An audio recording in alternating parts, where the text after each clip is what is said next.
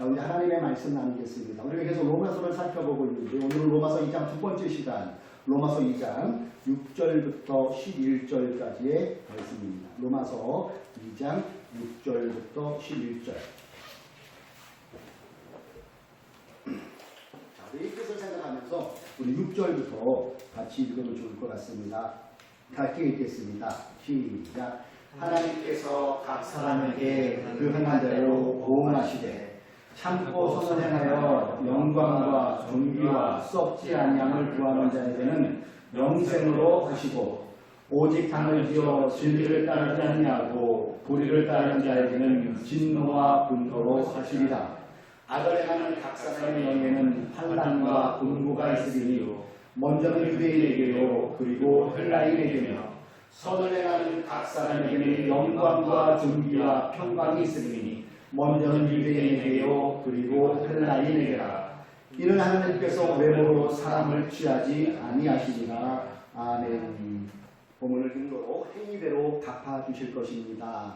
행위대로 갚아주실 것입니다. 이러한 제목으로 하나님의 말씀을 합니다. 여러분 어제 유현진 선수 또 나왔었죠? 어떻게 됐습니까? 2대를 이겼습니다. 승리 투수가 됐나요? 예. 11승. 예. 좋습니다. 근데 여러분이 이 스포츠를 이렇게 보면은 선수들만 있는 게 아니죠. 예, 야구는 1루심, 2루심, 3루심이 그 뒤에 또 심판이 있죠. 주심 또는 심판. 그래서 모든 스포츠 경기에는 선수와 더불어 빠지지 않는 게 이 주심, 심판인 것 같아요. 그래서 그들이 반칙행위를 될 때는 가차없이 시술을 부리고 벌칙을 내리는 것이 심판이 하는 일이지요. 세상의 주심은 선수를 심판하죠.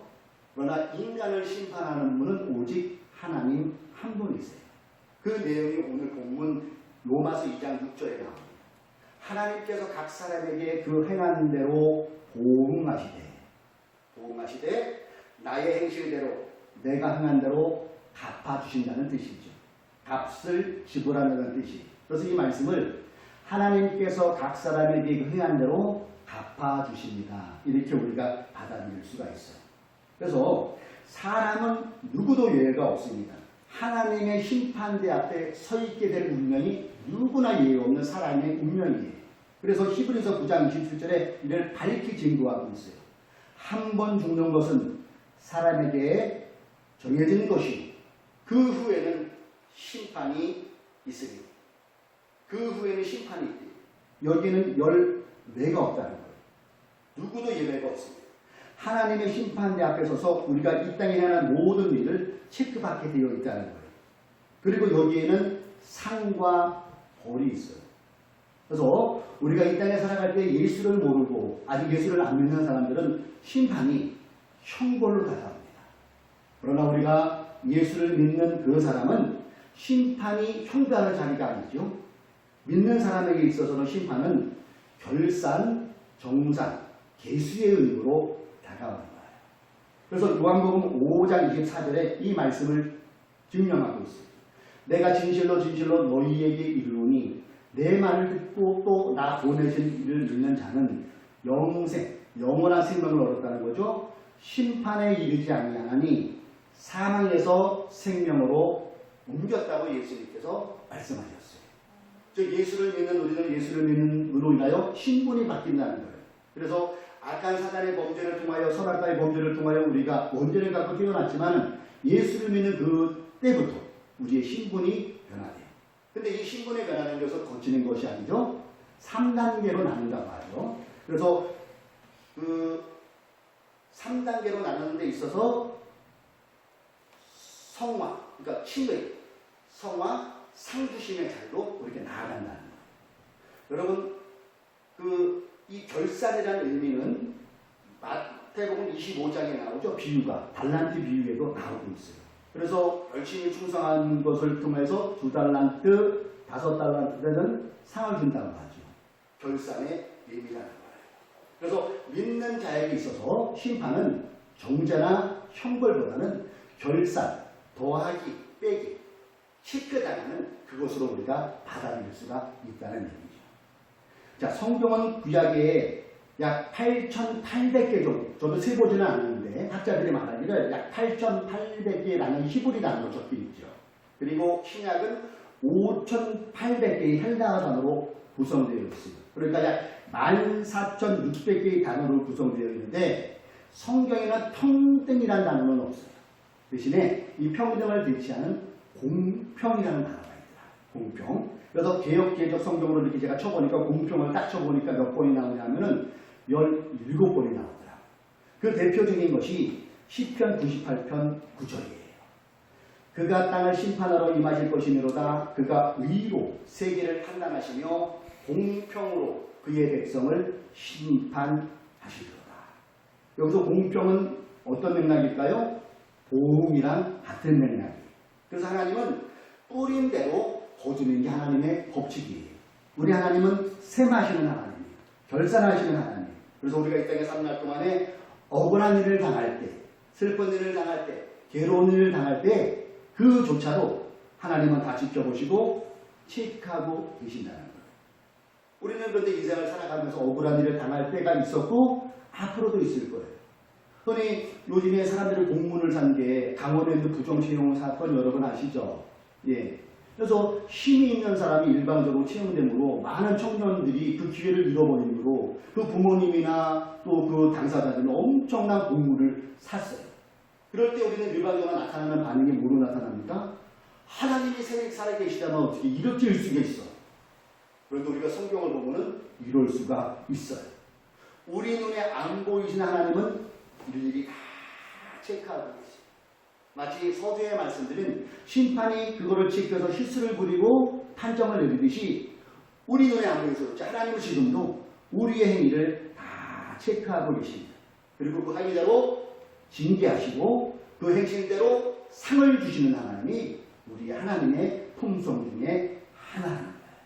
그래서 우리가 인생을 살아가면서 억울한 일을 당했고 앞으로도 당할 일이 있지만은 믿는 자, 그 하나님의 신실하심을 믿고 보호해 주시는 하나님을 믿고 믿음 생활을 꾸준히 할 수 있는 저와 여러분이 되시기를 주님의 이름으로 권면을 드립니다. 잠깐 여기서 한 번 더 추가적으로 설명을 하는데요. 우리가 그 예수를 믿을 때에 3단계가 있다고 제가 좀 아까 말씀드렸죠. 그 내용을 한 번 더 설명하고 좀 더 말씀을 나눠야 될 것 같아요. 히브리서에 보면 이런 말씀이 있어요.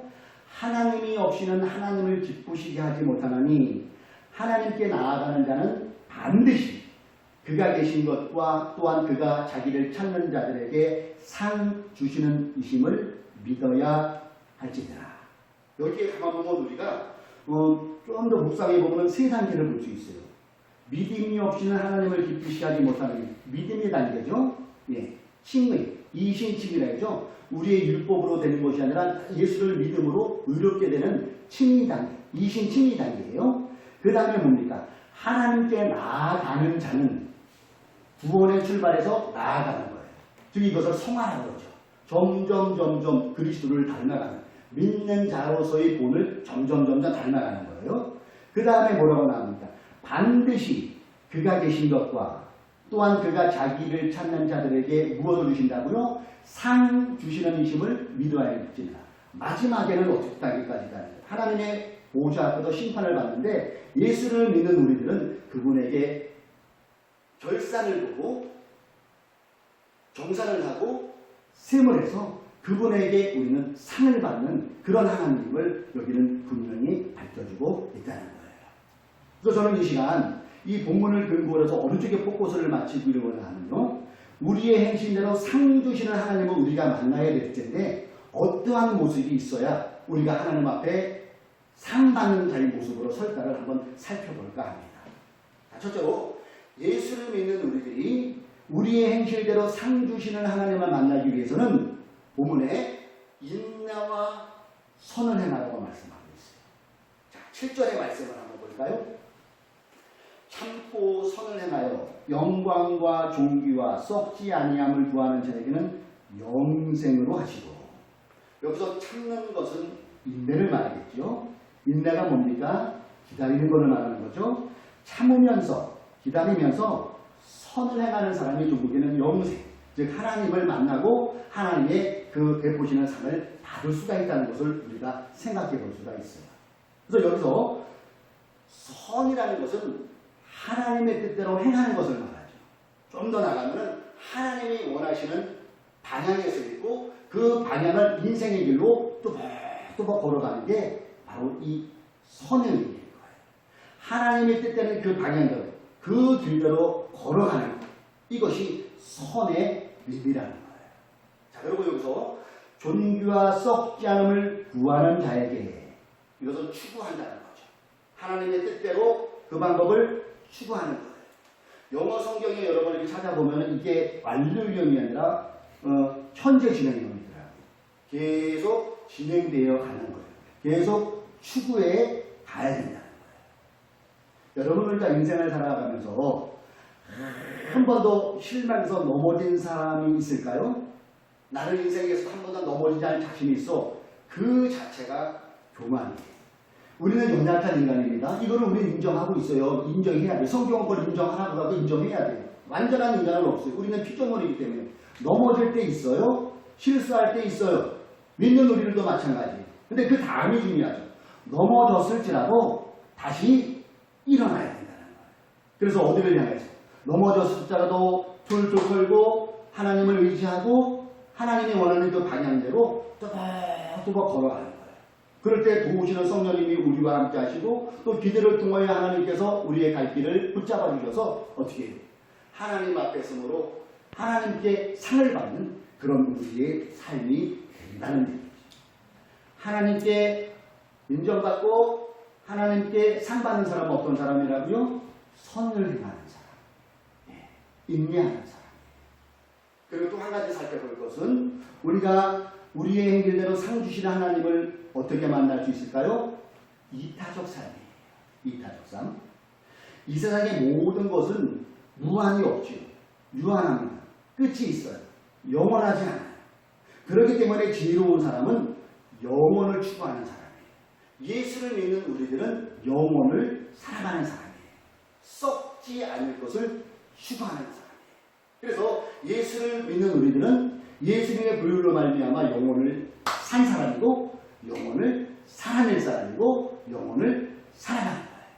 썩지 않을 것을 추구하는 사람이 예수 믿는 사람이에요. 요한복음 11장 25절과 26절에 예수님께서 이렇게 말씀하셨잖아요. 나는 부활이다. 나는 생명이다. 나를 믿는 자는 죽어도 살겠고 무릇 살아서 나를 믿는 자는 영원히 죽지 않는다. 예수를 믿음으로 우리는 이미 영혼을 바라보고 영혼을 살아가는 거예요. 그리고 예수를 믿는 우리들은 썩어질 것을 추구하는 것이 아니라 그 주님이 원하시는 그 방향대로 걸어가면서 어떻게 해요? 그 주님이 원하는 그 길을 걸어가고 그것을 추구해가는 거죠. 그런데 안타까운 것은 오늘날 눈에 보이는 것이 영혼으로 생각하고 눈에 보이는 것이 다인 줄 생각하고 거기에 힘끼어서 살아가는 사람들이 너무나도 많다는 거예요. 이러한 특징이 본문 로마서 8절과 9절에 나오잖아요. 오직 당을 지어 진리를 따르지 아니하고 불의를 따르는 자에게는 진노와 분노라 하십니다. 이게 무슨 얘기예요? 썩어질 것을 추구하는 자에 나타나는 심판 때에 나타나는 결과라는 거죠. 구절을 볼까요? 악을 행하는 각 사람의 영에는 환난과 분고가 있으리니 먼저는 유대인에게요 그리고 헬라인에게요. 자, 여기서 우리가 좀 더 살펴볼 것은 오직 당을 지어라는 의미를 한번 살펴보면 우리에게 다가오는 것이 더 확연할 것 같아요. 제가 이 성경을 이렇게 찾아보니까 오직 당을 지어를 공동 번역에서는 자기 이익만을 생각하는 것 이렇게 해석해 놨더라고요. 그리고 새 번역은 이기심에 사로잡힌 것. 또 현대인의 성경에서는 이기적이다. NIV 성경은 self-seeking, 자기 자신을 찾는 것, 자기만 찾는 것. 그러니까 이기적인 것으로 다 해석이 되더라고요. 그러니까 당을 짓는 것이 뭐냐? 헛된 이기심을 가진 사람들이 서로를 비방하기 위해서 연합하는 것. 무시무시한 거죠. 네. 이처럼 이기심의 사회에 잡힌 사람들은 그룹을 지어, 당을 지어 진리가 아닌 불의를 따라가는 사람이에요. 오늘날 이런 분들이 너무나 많아요. 그러나 예수 믿는 우리들은요, 여기에 동요와서는 안 되죠. 영혼을 이미 우리는 얻었기 때문에 썩어질 것을 추구하는 것이 아니라 하나님이 원하는 그 방향대로 나아가면서 이타적인 삶을 살아갈 수 있어야 된다는 거죠. 지난 주죠 7월 17일자에 올라온 손석희 앵커 브리핑을 제가 본 적이 있는데 참 찔리더라고요. 제가 잠깐 소개할게요. 퇴임하고 2년 후에 아들이 자리에 앉았으니 세습이 아니라고 버티는 이 대형 교회의 억지식 교회법 논란은 오래 이어질 것 같습니다. 또 다른 한편에서는 이른바 막말 목사가 원래 교회는 정치하는 집단이라는 강변으로 논란을 불러일으켰지요. 그들이 개신교의 모두를 대표하는 것은 아니겠지만 그들로 인해 불거진 교회의 갈등을 지켜보는 평범한 교인들의 자존심은 어찌해야 할까? 신사참배로 무너진 교회를 일으켜 세우는 것이 우선이다. 권력과 근본과의 타협을 마다한 채 신념과 자존심을 지키고자 했던 이원영 목사. 그때의 교회는 신사참배로 무너졌다지만 지금의 교회를 무너뜨리는 것이 있다면 그것은 무엇인가? 우리에게 묻고 있는 겁니다. 그렇죠? 지금 교회를, 그때의 교회는 신사참배로 교회가 많이 깨져버렸는데 지금의 교회를 무너뜨린 것이 무엇인가 하는 손석희 앵커는 마감을 합니다. 그 답을 저는 오늘 본문에서 찾아볼 수 있을 것 같아요. 그 답이 뭡니까? 오직 당을지. 그래서 이 손 앵커가 되신 이 두 인물은 세상적으로나 성경적으로나 지탄의 대상이 충분히 될 만한 인물이라는 거예요. 왜 그럴까요? 당을 짓기 때문에. 당이 뭐라고 했습니까? 이기적, 자기만 찾는 거예요. 이 이기심에 사로잡힌 사람이라는 거예요. 그래서 자신의 유익을 위해서는 성경도 왜곡합니다. 자신의 유익을 위해서는 흑백 논리로 분열을 조장합니다. 자기와 다르다고 하면 막말, 반말, 거친 욕도 서슴지 않습니다. 폭력을 행사합니다.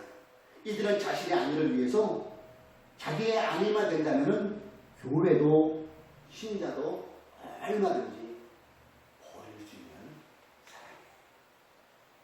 자, 그럼 여러분, 이러한 당짓는 무리의 결과는 어떻게 날까요? 살펴보았죠? 8절과 9절.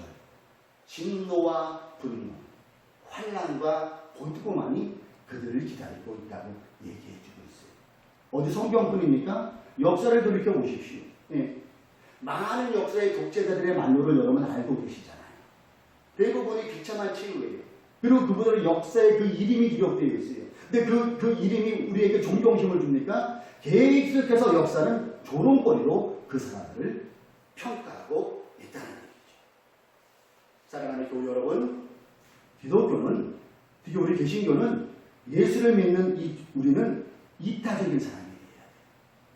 이타가 뭡니까?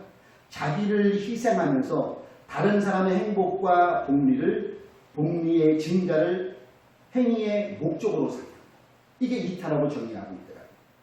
그 이타적인 삶을 가장 절실하게, 가장 절절하게, 가장 적극적으로, 가장 치열하게 산 사람이 누구예요?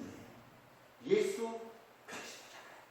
그분의 이타적 행동, 십자가의 목적을 피 흘리기까지 그 이타적 행동을 통하여서 우리가 구원의 반열에 들게 된 거예요.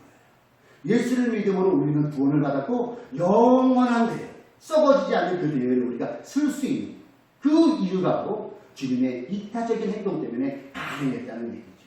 그렇다면 예수를 믿은 우리들이 할 행동은 무엇일까요?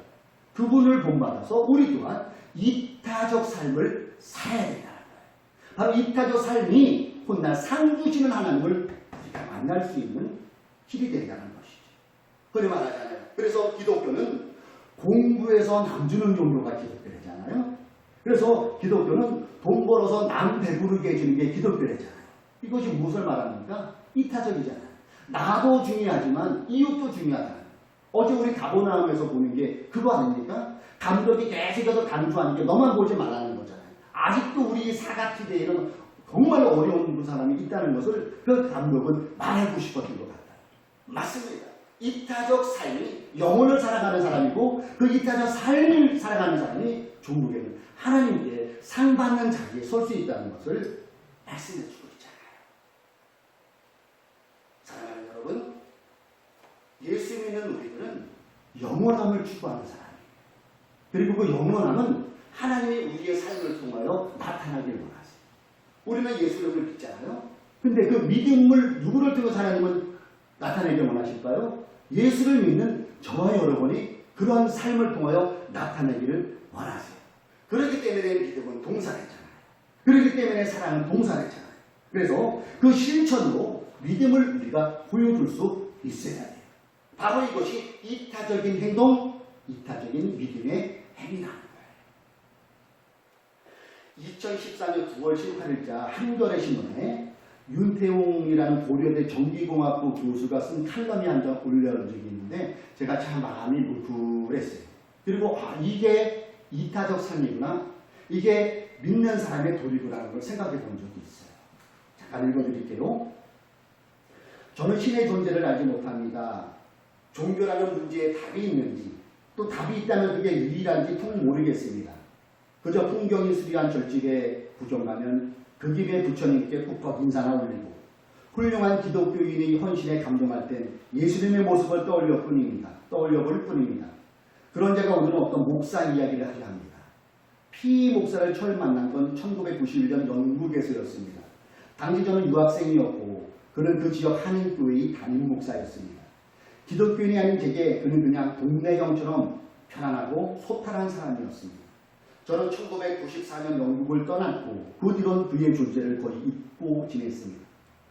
그러다 10년 뒤 2004년 그에 관한 기사를 우연히 신문에서 보게 되었습니다. 그가 심장병 환자한테 자신의 콩팥을 하나 떼어주었다는 내용이었습니다. 그 환자는 목사의 가족도 친척도 아니었습니다. 반갑기도 하고 놀랍기도 했습니다. 51살이었던 이 목사는 주변의 만류에도 아무것도 자칫 생명을 잃을 가능성마저 있는 수술대에 기꺼이 올랐던 것입니다. 10년이 더 흐른 뒤 2014년 그 목사의 소식을 다시 신문에서 보게 되었습니다. 그가 세월호 특별법 제정을 촉구하며 40일 단식에 들어갔다는 내용의 기사였습니다. 다음날 강화문으로 향했습니다. 단식 나흘째 그는 제가 기억했던 소탈한 모습 그대로 광장에 앉아 있었습니다. 오랜만에 만난 우리는 평화로웠던 영국 시절도 떠올려가며 이런저런 이야기를 반갑게 나누었습니다. 그가 광화문 광장 단식 천막에서 환갑을 맞이했다는 사실도 알게 되었습니다. 소금과 물로 환갑잔치를 한 셈입니다. 중략 단식 10일째와 17일 다시 피목사를 찾았습니다. 그의 안색은 눈에 띄게 나빠졌습니다. 단식을 20일에서 멈춰달라고 부탁해 봤습니다. 목숨을 건 단식이 최선의 해결책은 아닐지도 모른다는 견해를 진지하게 펴보기도 했고 콩팥이 안에 있는 목사의 20일 단식은 콩팥이 둘인 보통 사람의 40일 단식에 해당할 거라는 농석인 하소연도 해보았습니다. 하지만 그는 바위 같았습니다. 저는 그를 설득하지 못했습니다. 그는 사람들의 마음을 움직이고 싶어 했습니다. 오늘도 강화문 광장에 콩팥이 하나밖에 없는 피목사가 바보처럼 또 자기 목숨을 걸고 앉아 있습니다. 9월 18일 현재 단식 23일째입니다. 아마 이번이 김홍술 목사님하고 더불어 43일인가 그 유민이 아빠 그렇게 해서 단식을 했죠. 예. 이분이 누구냐면은 방인성 목사님. 저는 이분한테 꼭 목사님이라고 불러드리고 싶어요. 진짜 목사라는 목사. 제가 개인적으로 언제 이분을 만날 일이 있을 것 같아요. 사과해야 될 일이 있어요. 제가 이전에 있을 때, 서울에 있을 때 심하게 이분을 비판했어요. 주사파다. 북한에서 장병받았다. 교회를 획책하는 사단 맨 앞에서 목이 터져라 구호를 외쳤던 사람이 바로 저입니다. 이곳에 내려와서 이번에 그 사연을 쭉 보면서 얼마나 부끄러운지 나중에 개인적으로 만나면 이렇게 살아야 될 거예요. 여러분 이 기사를 제가 읽어드렸는데 어떤 생각이 들으셨어요? 이 방인성 목사님은 인내하는 분이라는 생각 안 드세요? 이 방인성 목사님은 정말로 하나님의 뜻대로 하나님의 방향에 서서 그 길을 걸어가려고 애쓰는 분이라는 것을 여러분 느끼시지 않나요? 썩어지지 않아요. 영원을 사는 사람답게 썩어지지 않는 걸 추구하는 목사님이라는 생각 저만 드는 생각일까요? 부주의 명도 저는 잘 안 봐요. 근데 그저께 페이스북에 어느 분이 이 사연을 어느 분이 올렸는데 CCM 가사에 못지않은 은혜를 제가 개인적으로 받았어요. 자, 뉴이얼의 스케치북 프로 있나요? 뉴이얼의 스케치북 여기에 나오는 거예요. 근데 이 벤이라는 여자는 부류의 명곡에서 떴더만요. 4연속 올리길 우승을 하는 가창력이 대단하더라고요. 처음 봤어요, 저는 이 벤이라는 여자. 이름이 벤이래요. 네. 윤민수와 벤이 듀엣으로 지나간다. 혹시 이런 게 아십니까? 지나간다. 저는 처음 들어봤어요. 근데 그 가사도 듣고 가창도 듣지만 그 가사가 완전히 제 피부를 완전히 파고들었어요. 그 가사가 꼭 보공처럼 들렸어요. 그리고 눈물이 피나고 울었어요. 감기가 언젠간 안듯이 열이 나면 언젠간 식듯이 감기처럼 춥고 열이 나는 내가 언젠간 나을 거라 믿는다. 추운 겨울이 지나가면 장맛비도 항상 끝이 있다. 내 가슴에 부는 추운 바람도 언젠가 끝날 걸 믿는다. 얼마나 아프고 아파야 끝이 난다. 얼마나 힘들고 얼마나 우려야 내가 다시 웃을 수 있을까. 지나간다. 이 고통은 분명히 끝이 난다. 내 자신을 달래며 하루하루 버티며 꿈꾼다. 그 믿음이 없인 버틸 수 없어. 그 희망이 없으면 난 벌써 쓰러졌을 거야. 무너졌을 거야. 그 희망 하나로 난 버티는 거야. 지나간다. 이 고통은 분명히 끝이 난다. 이 구절에 마음이 확 무너졌어요. 지금 우리는 누구나 예외 없이 인생이라는 경기장에서 경기를 펼치고 있습니다. 여러분, 지금이 힘듭니까? 억울할 때 있습니까? 괴롭습니까? 근데 지금뿐만 아니라 앞으로도 이런 일이 생겨날 수가 있어요. 그때 마지막 11절 현대 이 세번역은 이렇게 표현하더라고요. 하나님께서는 사람을 차별함이 없이 대하시기 때문입니다. 공평하신 하나님, 차별 없이 하나님께서 우리를 셈하고 계시다는 이 믿음이 있으면 이겨낼 수 있지 않겠어요? 제가 이곳에 내려와 버텨낸 세월이 8년으로 가고 있어요. 저 주변에서 교회 문 닫았다며 이 소리 내기로 직접 10번도 넘게 들었어요. 그만큼 내 삶이 힘들게 보였기 때문에 그렇겠죠. 제가 저녁에 나가서 일을 하면서 6년 동안 별의별 사람들 다 만났어요. 때려치고 그냥 집에 들어오고 싶을 때도 있었어요. 그리고 그것을 버텨내고 이기고 지금 이 자리에서 또 어줍잖게 설교하는 그 힘은 어디서 나올까요? 믿음이잖아요. 어떤 믿음? 하나님 앞에 서는 날 셈하시고 상주신 하나님을 내가 믿기 버틸 수 있는 거예요. 그 믿음이 없다면 이 가사처럼 벌써 저도 쓰러졌을 거예요. 그러나 하나님은 오늘도 살아계시고 공평하고 차별의 하나님이 다 체크하고 계시는 거예요. 그래서 하나님 앞에 서는 날 내가 이 땅에 있던 그것을 보여주고 그것을 셈하시고 나에게 상 주시는 그 하나님을 계시다는 그 믿음이 있기 때문에 저도 이 자리에 있다고 저는 생각합니다. 여러분 지나갑니다. 그리고 우리가 이 믿음 붙잡아야 돼요. 상 주시는 하나님. 지금 내가 힘들고 억울하고 괴롭고 막 그럴지라도 인내하십시다. 훗날 만날 그 하나님을 바라보면서 인내하십시다. 그리고 하나님의 뜻대로 주님이 원하는 그 방향에 서서 힘들더라도 또박또박 그 길을 허락하십시다. 그리고 상 주시는 하나님을 믿으십시다. 바로 이 믿음이 우리를 다시 한번 억울하면서도 일어날 수 있는 힘을 낳게 할 것이고 다시 한번 주님의 길을 묵묵히 걸어가는 힘이 여기에서 나올 줄로 믿습니다. 인내하고 하나님이 원하는 그 방향으로 걸어가며 이타적인 삶을 사는 그 사람 하나님은 외면하지 아니하시고 공평하신 하나님, 차별하신 하나님, 학력을 보시지 않고 배경을 보지 않고 우리의 어떤 버릇을 보이지 않는 그 하나님께서 우리를 붙잡아 주시고 우리 행실대로 갚아 주실 것입니다.